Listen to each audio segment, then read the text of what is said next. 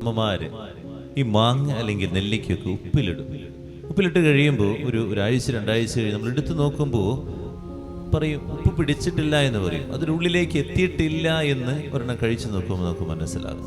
ഇതുപോലെ തന്നെ വാക്കുകൊണ്ട് കുറേ നമ്മൾ കർത്താവെ കർത്താവെ എന്ന് വിളിക്കും, ഉള്ളിലേക്ക് എത്താത്ത കുറേ വിളികളുണ്ട് എന്നുള്ളതാണ്.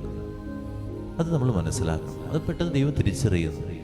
മറ്റുള്ളവരുടെ മുമ്പിലൊക്കെ ഇതൊരു കാണിക്കാം, ഞാനൊരു ഭക്തനാണ് അല്ലെങ്കിൽ ഞാനൊരു വിശ്വാസിയാണ്. ദൈവം പെട്ടെന്ന് തിരിച്ചറിയുന്നുള്ളതാണ് ഉള്ളിലെത്താത്ത വിളികളൊക്കെ, ഉള്ളിൽ തൊടാത്ത വിളികളൊക്കെ. അതുകൊണ്ട് ഉള്ളിൽ തൊട്ടുകൊണ്ടാണോ ഞാൻ പ്രാർത്ഥിക്കുന്നതെന്ന് ചിന്തിക്കണം. ഈ നോമ്പിൻ്റെ ആദ്യ ദിനത്തിൽ നമ്മുടെ പ്രാർത്ഥന അതാണ്, ഉള്ളിൽ സ്പർശിച്ചിട്ടുണ്ടോ? ദൈവം എൻ്റെ ഉള്ളിൽ സ്പർശിക്കുമ്പോൾ ആ വിളിക്കുണ്ടല്ലോ, ആഴം നിറഞ്ഞൊരു വിളിയാണ്. ആ ആഴം നിറഞ്ഞൊരു വിളിയാണ് നമുക്ക് വേണ്ടത്. അതിനു വേണ്ടിയാണ് നമ്മൾ പ്രാർത്ഥിക്കേണ്ടത്.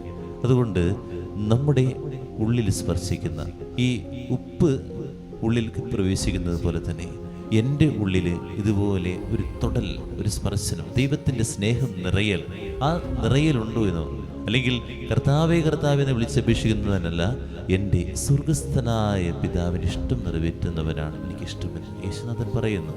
എൻ്റെ ഇഷ്ടം നിറവേറ്റാൻ, ദൈവത്തിൻ്റെ ഇഷ്ടം നിറവേറ്റുന്ന ദിവസങ്ങളാകട്ടെ ഇത്. ഉള്ളിൽ തൊടുന്നവന് ആ ദൈവത്തിൻ്റെ ഇഷ്ടം എന്തെന്നാണ് എപ്പോഴും അവൻ ചിന്തിച്ചു കൊണ്ടിരിക്കുക. ഇത് ഞാൻ ചെയ്യുന്നത് ദൈവത്തിൻ്റെ ഇഷ്ടമാണോ?